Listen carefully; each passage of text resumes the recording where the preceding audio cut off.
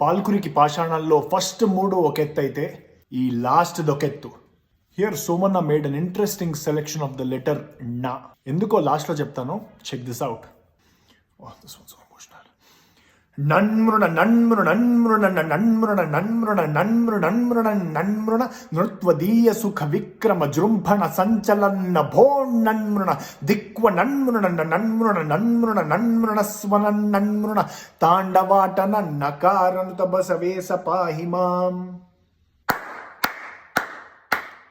ఓ బసవేశ్వర, నువ్వు తాండవం చేస్తున్నప్పుడు నన్మృణ నన్మృణ నన్మృణ నన్మృణ అన్న శబ్దాలు పుడుతున్నాయి.